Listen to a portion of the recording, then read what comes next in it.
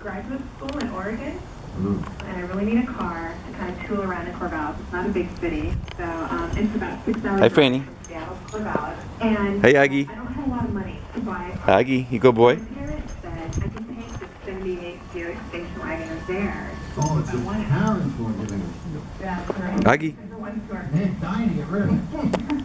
Even though it's Get him. really ugly and Get him, sick, Fran. I'm just wondering, like, if the humiliation is worth it, if I should just take this car, or I just need your advice. Sit. You are, Sit. You're right. It's going to be so embarrassing. Franny, sit. You've obviously driven this car. Wait, what are you going to be studying in Corvallis? Literature. I was going to suggest Dolly. you were going to get a math and some useless thing because you said you had to use car.